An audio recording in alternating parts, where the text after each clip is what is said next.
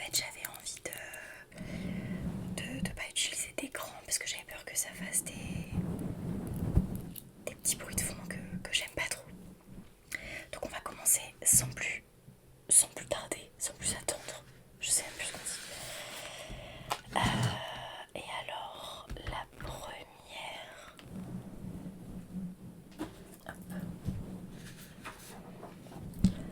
Hécate. Alors je vais vous parler dans cette vidéo d'Hécate. C'est une divinité que j'ai connue grâce au livre Witch and God. Mais alors on n'est pas là pour parler de ce livre, mais dans ce livre-là en tout cas, c'est la déesse de la magie. Mais on va en apprendre plus aujourd'hui du coup. C'est parti.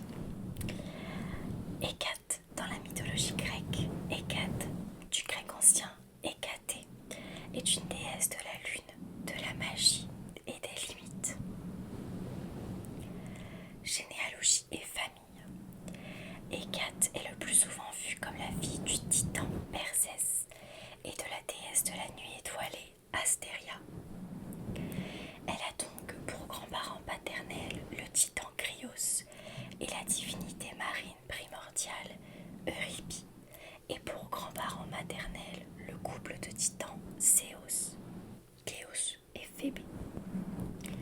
Cela fait d'Hécate, de par sa tante Leto, l'unique cousine côté maternel d'Apollon et d'Artémis, dont sa mère fut également la nourrice. C'est quoi ce bruit de con là?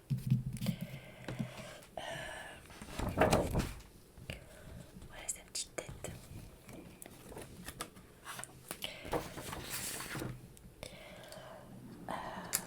C'est au musée Chiaramonti. Je n'ai aucune idée d'où se trouve ce musée. Certains auteurs antiques ont cependant donné des origines différentes à la déesse. Ainsi, je nous ai mis en mode avion pour éviter les interférences. Je crois que c'est comme ça qu'on appelle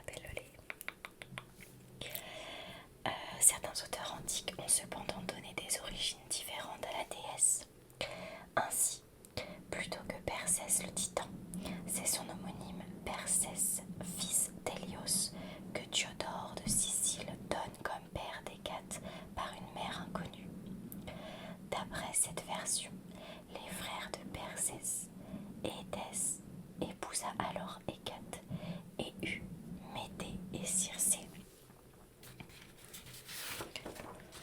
à ses côtés. Mythe.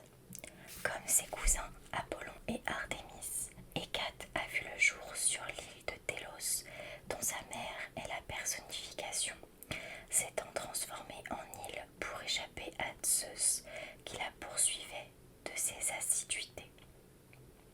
Selon Hésiode, elle a reçu de Zeus une part de la terre et de la mer qu'elle aurait déjà reçue parmi les premiers dieux, parmi les titans.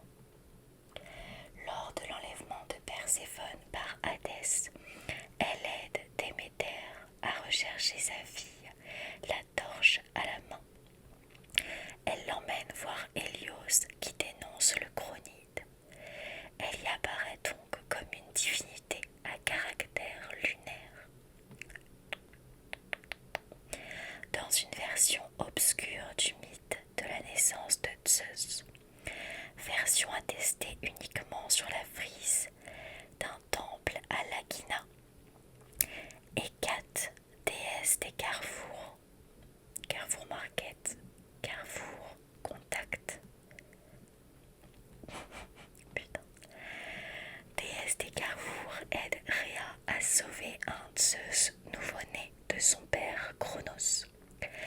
La frise montre Hécate présentant à Cronos la pierre emmaillotée pendant que le vrai bébé est emmené en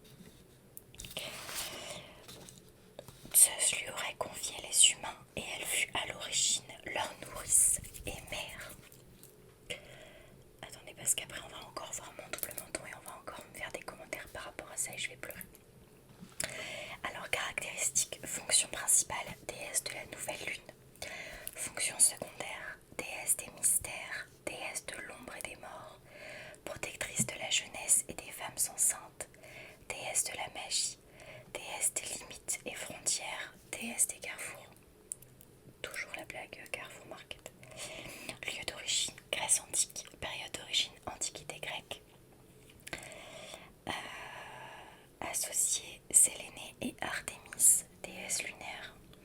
Compagnon, lampade, entre parenthèses servante. Son temple, il y a un temple à Colophon et à Milet, mentionné dans la Théogonie d'Hésiode. Alors famille, Persès, mère Astéria, premier conjoint Phorcys ou Apollon, enfant Scylla, deuxième conjoint Édesse, enfant Médée et Circé. Ce sont les... Dans le livre Witch and Code, justement, il parle de ces deux personnes. Symbole, torche, vase, coupe, hôte, tiare, gâteau en forme de croissant. Finalement, est-ce qu'on pourrait pas appeler ça des croissants? Clé, poignard, épée et serpent.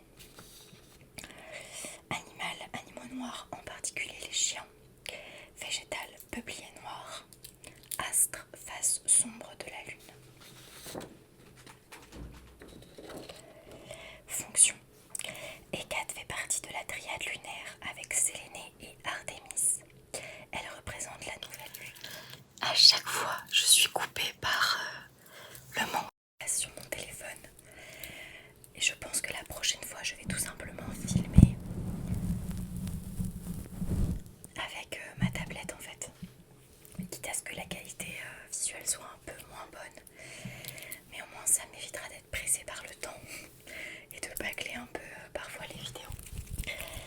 Alors, on en était à Artémis, le croissant de lune, symbolise la naissance. Cet aspect triple apparaît au 5e siècle avec un premier syncrétisme des déesses Artémis et Séléné. La première, auparavant associée à des épithètes liés à la chaleur et au soleil, commence à être associée à la lune. Cependant, les liens entre Hécate et Artémis existaient bien avant, notamment en Asie mineure.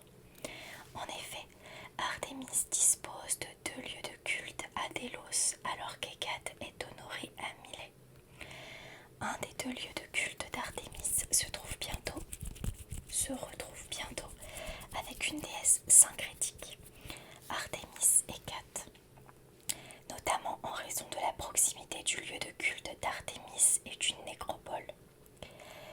Dans l'Énéide, la Sibylle de Cume, qui emmène Énée aux enfers, elle est à la fois prêtresse d'Apollon et d'Hécate. Enfin, les déesses sont aussi associées par leur fonction d'aide aux parturientes. Je ne sais pas ce que ça veut dire. Artémis est toujours décrite comme, alors pour des raisons évidentes, est décrite comme ceci. Voilà. Puisque je sais lire le grec ancien, puis le grec tout court d'ailleurs, pour qui je me prends. Alors qu'Hécate possède l'épithète de mystère, protectrice de la jeunesse et des femmes enceintes. Le syncrétisme des 3 formes divines continue à s'achever en Étrurie et à Rome.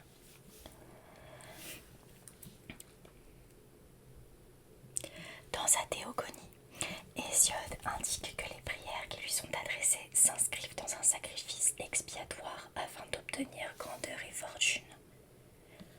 Fortune, gloire et pouvoir. Il précise qu'elle distribue victoire et renommée aux combattants, qu'elle s'assied auprès des rois dans les jugements. Elle préside aussi au jeu de la liste et favorise certains adversaires, tout comme durant les courses de chars. Elle est également invoquée par les matelots en cas de tempête. Elle facilite ou complique le travail du chasseur et préside avec Hermès à la prospérité des troupeaux. Culte.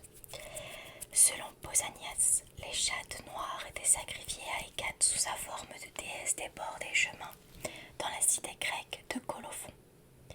On adorait particulièrement Hécate au carrefour et on lui sacrifiait des chiens parce qu'ils hurlent à la lune, des chevreaux et des agneaux noirs. On a retrouvé de nombreuses statuettes à d'anciens carrefours. Elle est la triple Hécate au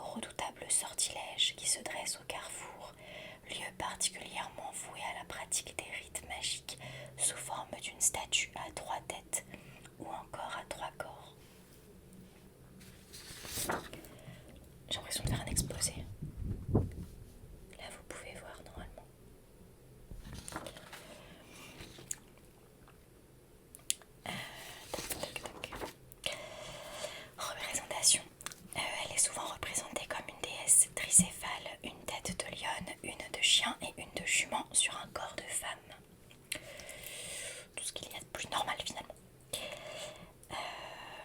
De nombreux épithètes étaient utilisés pour désigner Hécate, parmi celles-ci. Mélana, la noire, Urania, céleste, Perséis, lumière, Scotia, celle des lieux obscurs, Aenaos, éternelle, Aglaos, magnifique, brillante, plaisante. C'est moi. Apotropaya, celle qui éloigne le mal, celle qui protège. Primo, la furieuse, la vengeresse, la terrifiante. Ctonia, celle de la terre et des enfers. Voilà. Il y en a plein en fait. Parmi ces épithètes, certains comme Mélionée, Phosphoros, Soteria et Trivia sont également le nom des divinités grecques mineures avec lesquelles Hécate est parfois confondue.